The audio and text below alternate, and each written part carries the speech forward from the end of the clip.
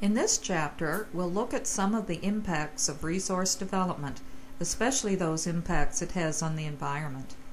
To understand fully this sort of impact, we must develop some knowledge of ecology, the science that studies the way organisms relate to one another and to their physical surroundings.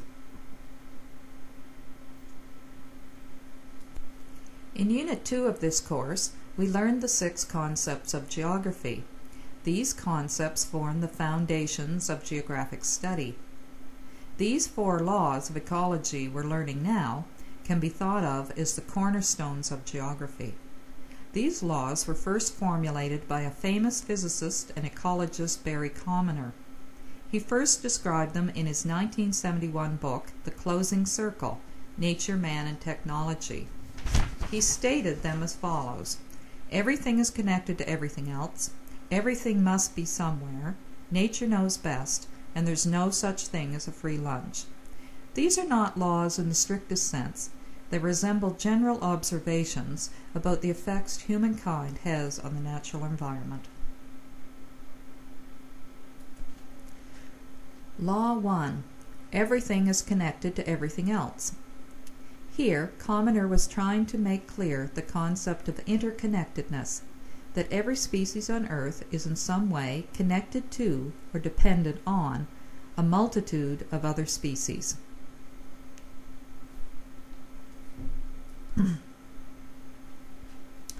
This example of Canadian trapping records show that the lynx populations and the snowshoe hare on which they feed follow quite a specific 10-year cycle.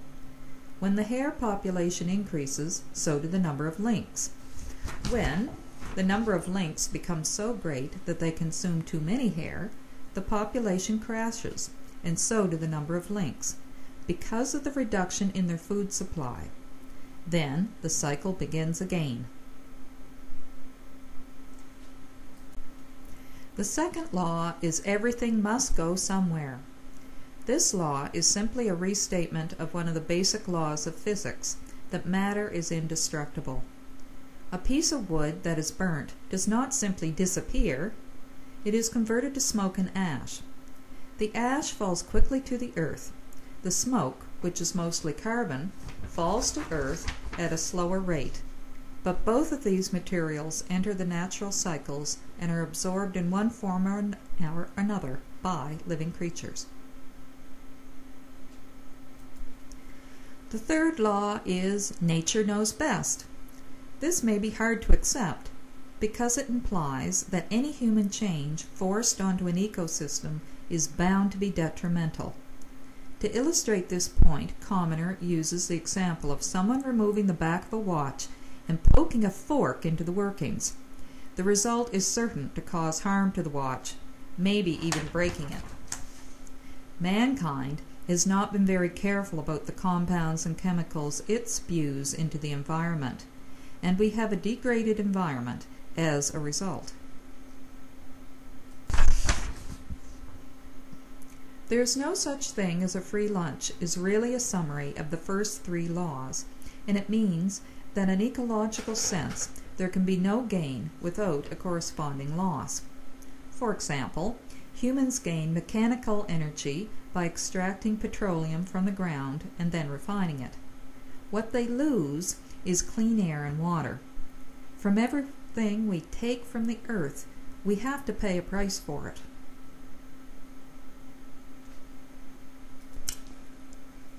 The list of natural resources is so vast it's hard to pick one, but food is very important because of the way it relates to geographic themes and ecological laws. Food is the most basic component for life on the planet. An abundance of food in any given area usually means a comfortable standard of living. Its absence means the reverse.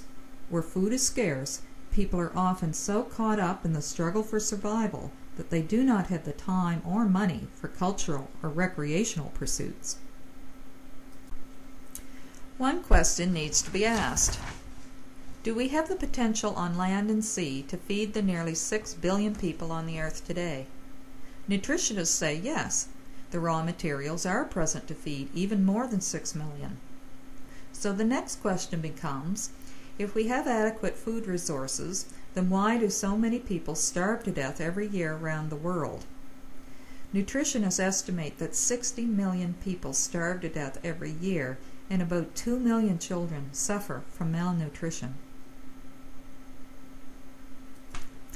The main problem with our food supply is the distribution of it. See the map and remember that to a large extent soil fertility controls the capacity of land to produce food. The other reasons for uneven distribution of food is war, foreign debt, and agricultural technology. We will deal with these other reasons in the next few slides. The first human factor that has a negative effect on food distribution is war. The largest country on the African continent, Sudan, has suffered from decades of civil war that have devastated its food resources. The country is divided along religious lines, with the north being almost completely Muslim and the south predominantly Christian and animist. After Great Britain granted Sudan independence in 1955, a long civil war between the north and the south followed, which ended temporarily with a peace treaty in 1972. War broke out again in 1983 after the government tried to impose Islamic laws on the entire country. Because of the war, many farmers in the southern region were not able to plant their crops, and 2 years of severe drought in the late 1990s worsened the situation. Although relief supplies were available, relief organizations could only operate during ceasefires. By 1999, the country had suffered through 15 years of continuous civil war, and relief experts estimate that there were at least 2.6 million people, many of them concentrated in the southern region of the Bahr al-Ghazal, at risk of starvation. Debt is another serious problem that affects food distribution, especially in the less developed countries. In order to pay their debts to the International Monetary Fund and the World Bank, many LDCs are forced to agree to structural adjustment programs. These programs mean that the less developed countries have to concentrate on improving the profitability of its exports at the expense of spending money on domestic priorities such as health, education, and housing programs. The bulk of exports in the LDCs come from cash crops such as coffee, tea, sugarcane, cotton, bananas, pineapples, or peanuts. The third problem that can affect food distribution involves agricultural technology. Let's look at the phenomenon known as the Green Revolution. The Green Revolution began in the 1940s in the United States. By the 1960s, scientists in the US, Mexico, and the Philippines succeeded in creating new super strains of wheat and rice. With heavy applications of water, fertilizer, and pesticides, these new grain varieties were able to produce harvests 2 to 3 times those yielded by traditional varieties. They also matured quicker, which meant that they could harvest 2 crops a year. However, there were serious problems with these super crops. The first one, heavy applications of fertilizer, had the effect of making the soil less fertile in the long run. Chemicals were contaminating watersheds, and many farmers became sick. Long-term irrigation built up the salt deposits in the soil. The chemicals cost a lot of money. Peasant farmers were less well off than before. The biodiversity of the farms decreased, and pests that preyed on one crop became a big problem.